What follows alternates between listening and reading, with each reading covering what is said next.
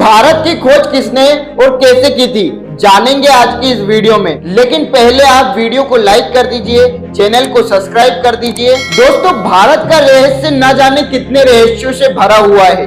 भारत एक प्राचीन देश है जो अपने बीते सालों में हमेशा हर मामलों में परिपूर्ण रहा है। न केवल धन वैभव बल्कि प्रकृति से भी परिपूर्ण रहा है। और हम बात कर रहे हैं 14 ईस्वी की। उस समय पूरी दुनिया पर यूरोप व्यापार करना चाहता था और भारत में व्यापार करने के लिए उन्हें कोई भी समुद्री रास्तों का पता नहीं था। और उस समय अरब के लोगों को भारत के समुद्री रास्तों का पता था, लेकिन वो यूरोप के लोगों को नहीं बताते थे कि भारत का समुद्री रास्ता कौन सा है।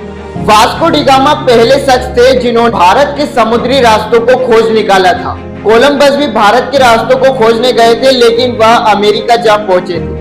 लेकिन आजकल पढ़ाया जाता है कि भारत के समुद्री रास्तों की खोज वास्को डी गामा ने की थी। सचमुच ये हद दर्जे की मूर्खता है कि वास्को डी गामा ने भारत की खोज की, लेकिन पढ़ाया ये जाना चाहिए कि वास्को डी गामा ने यूरोप को पहली बार भारत तक पहुंचने का रास्ता बताया था। दरअसल यूरोप के लिए भारत एक पहेली जैसा था।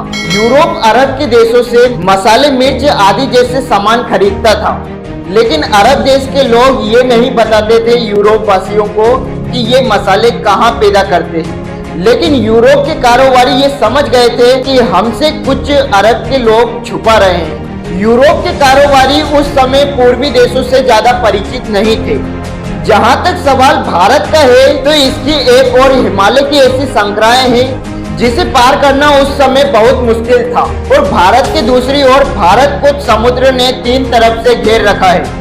ऐसे में यूरोप वासियों के लिए भारत तक पहुंचने के लिए 3 रास्ते थे जो कि बड़े जोखिम भरे थे और खर्चीले थे। पहला रास्ता रसिया पार करते हुए चीन होते हुए बर्मा में पहुंचते हुए भारत में आना, जो कि अनुमान से कई ज्यादा लंबा और जोखिम भरा था। और दूसरा रास्ता ईरान को पार करते हुए भारत में आना, लेकिन ये रास्ता अरब के लोग इस्तेमाल करते थे तो वो यूरोप वासियों को ये रास्ते से भारत नहीं आने देते थे।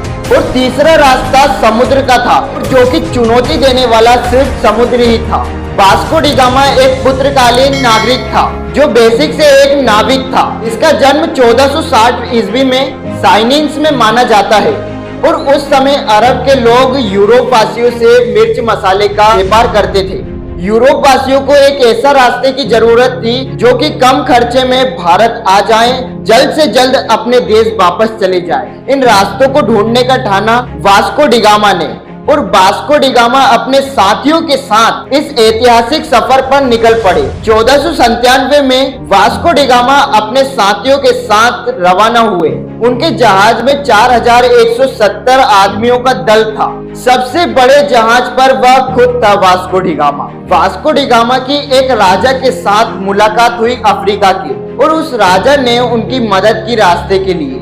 उसे एक अरब के नाविक को दिया जो भारत के समुद्री रास्तों को जानता था। 20 मई 1498 वास्को डी गामा पहुंचा भारत। करीबन 10 महीनों में ये रास्ता पता चला समुद्री।